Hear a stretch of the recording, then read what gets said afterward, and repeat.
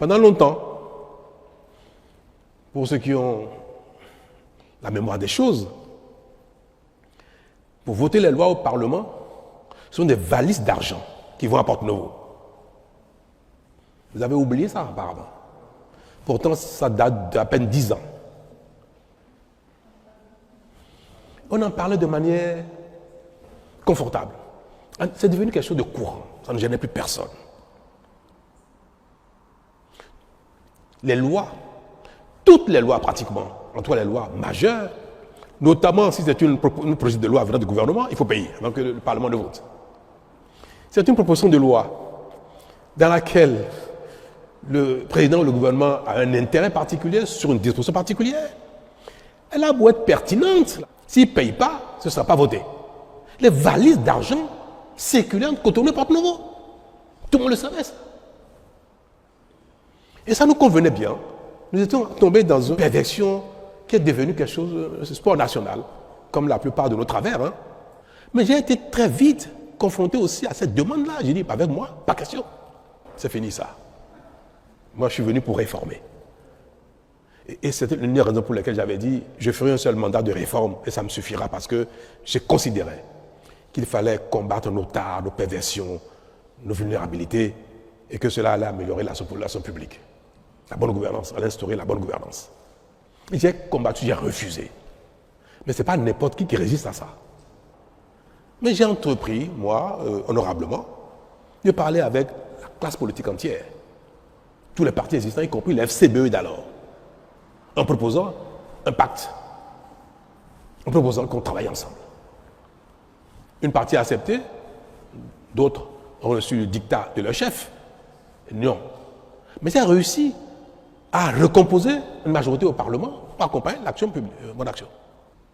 Je ne peux pas, parce que moi je suis chanceux, parce que je suis parfois un peu kamikaze, je ne peux pas voir des imperfections, des choses graves qui génèrent des travers et en partant dire bon, tant pis, moi je m'en suis sorti, le reste on verra bien. C'est mon pays. C'est le pays de mes enfants, mes petits-enfants, de vos enfants, de nous tous, de mes concitoyens, les gens de mon village, les gens du village voisin, les gens du village lointain. Bref, c'est le pays de mes concitoyens. Et si Dieu me donne une longue vie, je serai béni encore peut-être pendant quelques années, et je vais subir la gouvernance de mon pays. Donc, je ne peux pas voir quelque chose mérite d'être corrigé, quelque chose est une faiblesse, une tare, une perversion, et laisser ça ainsi. C'est pour ça qu'on a suggéré qu'il y ait un organe qui soit capable d'arbitrer entre le président de la République et le Parlement en cas de blocage, au cas où une loi serait votée par le Parlement. Le président de la République demande une deuxième lecture. Le Parlement ne tient pas compte de la demande du président. Donc, il y a deux positions. Et cela peut être une loi importante. C'est vrai que les lois de finances, la Constitution a prévu les voies et moyens pour contourner les blocages. Mais il y a plein d'autres lois qui sont d'importance pour la République et qui parfois font l'objet donc de blocages entre le Parlement et le gouvernement. Nous avons dit qu'il peut y avoir un conseil de sages, de sachants, les gens qui ont été au Parlement, qui ont été dans la fonction, qui ont été à la Cour constitutionnelle, sont des personnalités diverses qui peuvent examiner la demande du président, la loi votée par le Parlement et dire le Parlement a raison, le président de la République a tort, ou bien le président de la République a raison, c'est le Parlement qui a tort.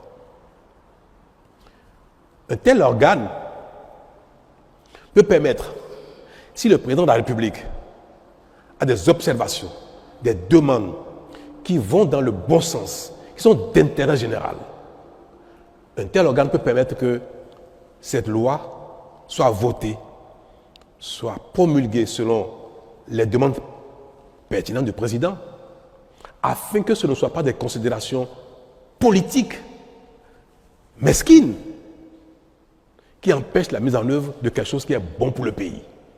Nous considérons que ne regardez pas le Sénat à l'entame. Imaginez le Sénat dans 10, 15, 20 ans.